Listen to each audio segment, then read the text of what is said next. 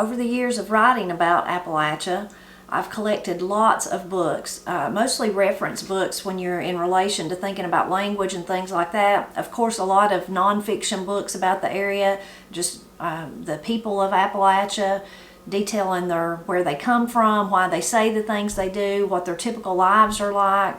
Also fiction books, I love fiction, and also a lot of cookbooks, a lot of different cookbooks about the area. One of my favorites that I have, I'm going to share with you today, is Foxfire's Book of Wood Stove Cookery. And it was actually put out in 1981. Here's a photo of it that you can see the front of the, or you can see the front of the book, and it has a photo, is what I meant. See that great photo there. And I don't remember exactly where I picked this one up, if I found it online or if I was in a bookstore somewhere. And we go to thrift stores and things like that. We always like to look at the book, so it might have come from somewhere like that. I've had it for many years. And I've always been fascinated by wood cook stoves. I've never had one. I think that would be really neat to have one in your house. Maybe not to cook on every day, but to have to cook on when the power was out or when you needed an extra space. But when I was growing up, my granny Gazzy, she had a wood stove in her kitchen, and it was just situated so that she had her electric stove and then she had the wood cook stove. And she would cook on both of them. She used both of them. And I love the memories of that. Now, I don't really remember a lot of what she cooked or any details about it or anything like that, like, you know, how to get the wood just right so that you know when you're baking that the cake's gonna rise, or how to cook without burning things up, all those kind of tips and tricks. I never knew any of that. I was too young to even think about stuff like that. But I do have those wonderful memories of her being in there, and I loved that you could pick up the stove eye, you know, and then you could see the fire down in there. I also loved that the top part of it had a warmer, and she would put her biscuits in there. So most of the times when I was at Granny Gazzy's was on Sundays for Sunday dinner and after church, and one of the first places I would go is I would go in there, sneak into the kitchen and look in that warmer to see if there was any biscuits left over. I was usually starving, and I might get me a biscuit to tide me over until she called us to the dinner table.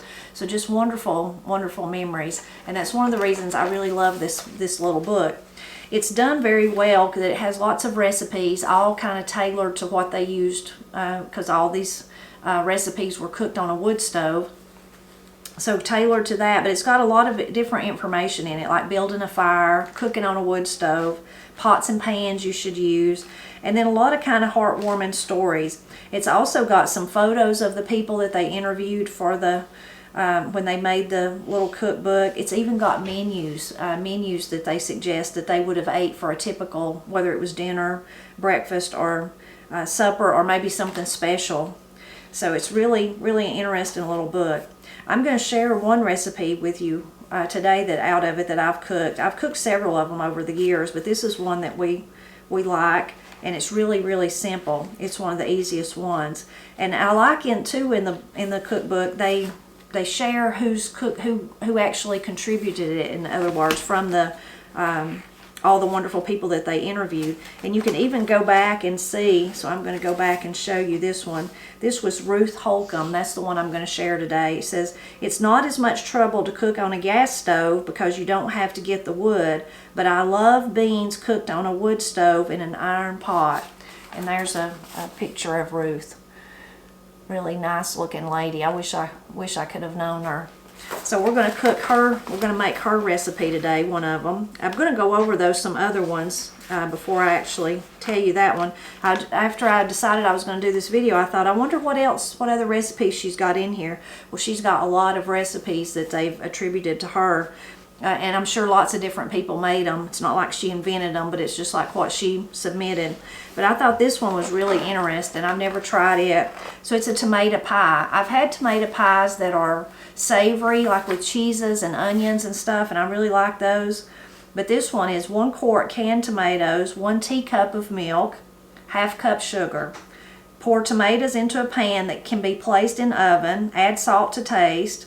Stir in sugar and milk. Bake up a dough just like for a cobbler pie and roll or press the dough out. Bring the tomato mixture to boiling on top of the stove. Lay dough on top of the tomatoes, letting the juice boil through. Boil until dough is done, cooked through. Then put inside 350 oven to brown on top about 5 to 10 minutes. So that one sounds really interesting, I thought.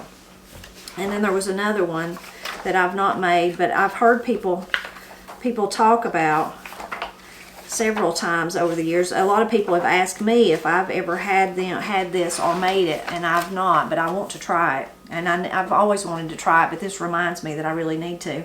So it's Irish potato pie or dumplings, potato dumplings is what I've heard people most often call it. So it's peel and slice Irish potatoes, we would say Irish potatoes, cook in a broiler or cook in a boiler with enough water to cover the potatoes. After they are tender, leave them in the water and add 1 tablespoon of butter and pepper to taste. Roll out a biscuit dough and pat it thin. Lay this on the potatoes and juice. Bring the potatoes to a boil and continue boiling for 5 to 10 minutes until the dumplings is cooked through. It is good ideal to stick holes in the dumplings with the tines of a fork so that the boiling juice will bubble through and help the dough to cook evenly. It is ready to serve when the dumpling is no longer doughy but has the consistency of a biscuit inside. I think that would be really good with one of our cans of deer meat that Matt cans. I think that would just be a delicious meal. So I need to try that one. But now for the one I'm going to share today. So simple and easy to whip up. It's honey sweetbread. So easy to whip up, so quick and easy. And I'm going to tell you what you need to go in it. We need self-rising flour. So I have 2 cups of White Lily self-rising flour. Any would work. I'm just partial to White Lily. We've got 2 eggs. We've got half a cup of butter, and then we've got a cup of honey, and that's all that goes in it. So we're going to move over here, and I'm going to get my mixer out, and then I'll show you how quick it is to put together this delicious bread.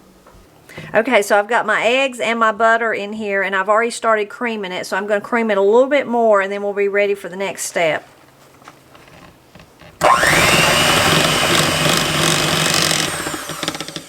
Okay, now that we've got that creamed together nicely, we're going to add our honey.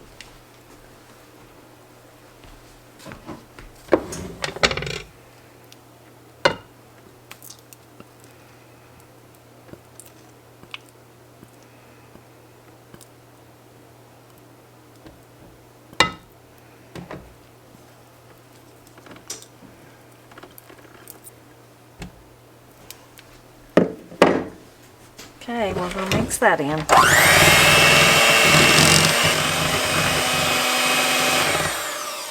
The only thing left is our flour.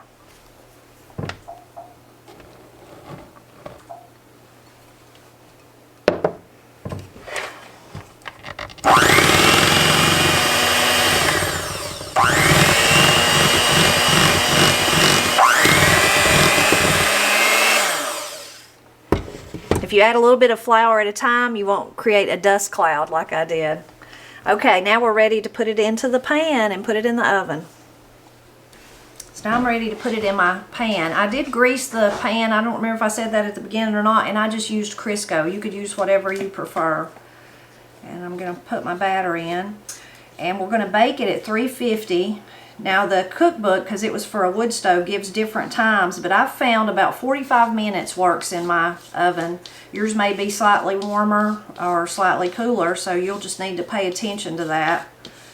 But you'll be able to tell when it's done. It'll get kind of nice and golden on top, and then also, you know, like other breads or cakes, when it feels firm and kind of pulls away from the sides. And you can use a toothpick if you're in doubt.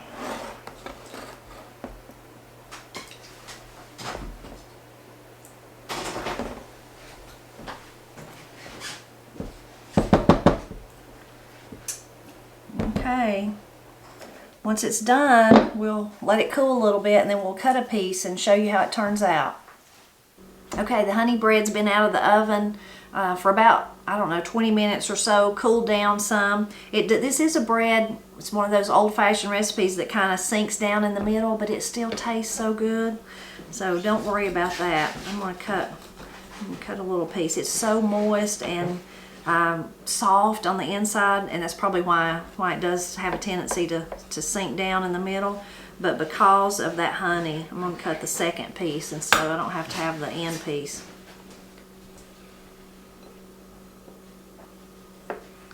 I'm going to actually cut it in half a little bit so that, let's see if I can hold up a piece and kind of show you the texture of it. You can see it, that honey gives it a nice, woo, I'm dropping it in the floor, really golden color, which is so pretty, I think. And now, I guess I'm going to taste some of it. I know it's going to be good already though. Smells so good, especially if you love honey.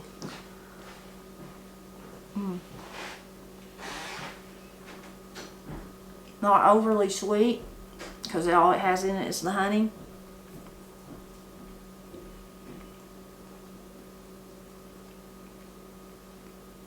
You can really taste the honey. Very good. It's really good to eat just like this. Also great to slice it and toast it because it's so soft. That toasting it firms it up a little bit.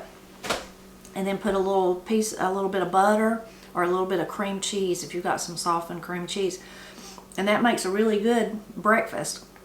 Like a sweet bread breakfast. You think about cinnamon rolls and things like that, raisin bread, those type of things. So it's really good, and it's so simple to make.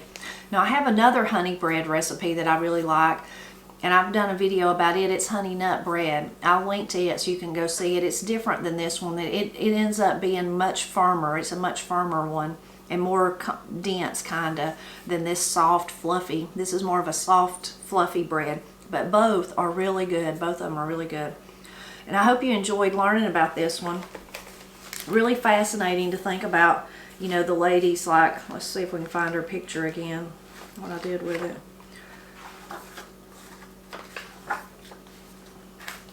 All the way back at the beginning of Ruth Holcomb. There, Ruth Holcomb. Thinking about her, you know, making it in her wood stove for her family. Just such beautiful memories. I love the dress that she's got on, the chair she's sitting in, all that. And if you can find this cookbook, I don't know if it's still available or not, if you could find it like at a used bookstore or something like that, I know that you would enjoy it as much as I do. I hope you enjoy the bread too if you make it. As always, I hope you continue to drop back by often and help me celebrate Appalachia, which is a lot of, for me, wonderful recipes like this that have been passed down through the generations.